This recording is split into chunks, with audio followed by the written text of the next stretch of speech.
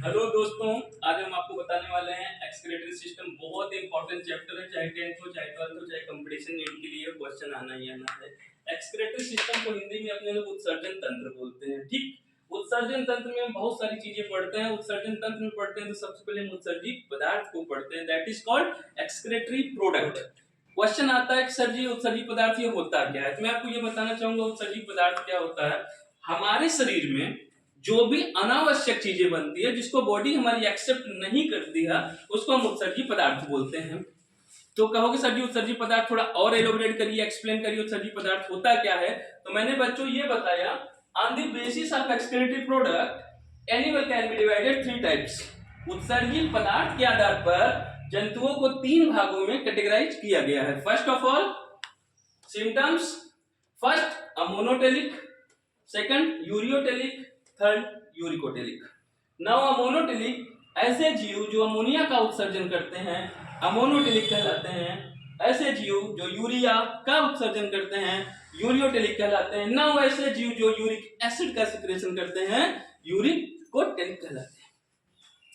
बात करते हैं पूरा फ्लो चार्ट में, हम आपको पूरा एक्सप्लेन करते हैं कि होता क्या है, किसमें क्या होता है। नाउ उत्सर्जी पदार्थ अगर देखते हैं, अमोनोटेलिक में अमोनिया, यूरियोटेलिक में यूरिया, यूरिकोटेलिक में यूरिक एसिड। जल की आवश्यकता की बात कर रहे हैं, वाटर रिक्वायरमेंट, किन जीवों में कैसा वाटर रिक्वायरमेंट होता है। जो अमोनोटेलिक के जीव होते हैं उसमें वाटर की बहुत ज्यादा रिक्वायरमेंट होती है, बहुत ज्यादा, काफी ज्यादा होती है।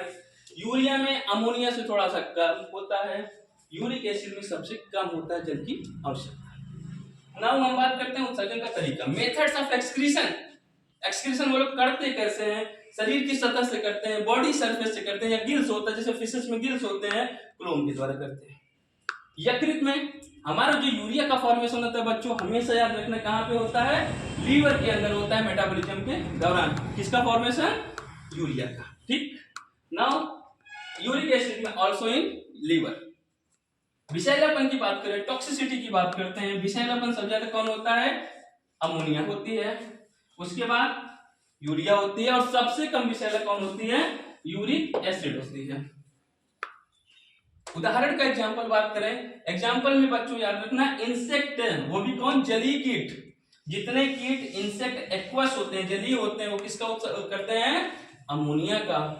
टेडपोल पे बच्चों क्वेश्चन नीट में कई बार आता है, जो बच्चा मेढक का बच्चा होता है वो अक्सर कहां रहता है, पानी में मेढक अपना बच्चे को जन्म देता है। जब तक वो बच्चा पानी में रहता है उसको बोलते हैं टेडपोल लार्वा।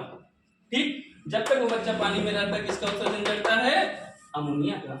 नाउ जितने हम मैमल्स हैं, गाय, भैंस, कुत्ता, बिल्ली, छेड़, बकरी, भेड़ इत्यादि, सब स्तनधारी होते हैं, किसका उत्सर्जन करते हैं, यूरिया का। नाउ सार्क, ये इंपॉर्टेंट बच्चों याद रखना, नीट में कई बार रिपीटेड क्वेश्चन आते हैं। सार्क किसका उत्सर्जन करता है, तो यूरिया का। यूरिक एसिड की बात करते हैं, यूरिक एसिड में आपको बताने हैं ऑल बर्ड्स, जो उड़ने वाले पक्षी होते हैं, जो उड़ने वाले जीव होते हैं, किसका करते हैं, यूरिक अम्ल का। कीड़े जो होते हैं, नाउ एक्सप्लेन कर रहा हूं, जलीय कीट अमोनिया, बट स्थलीय कीट यूरिक एसिड। क्लियर। रेप्टाइल्स जितने सरीसृप होते हैं, एक्चुअली रेंग कर चलने वाले जीव होते हैं, सब के सब किसका करते हैं, यूरिक एसिड का। हाँ तो बच्चों शायद आपको समझ में आया। Thank you so much, thank you.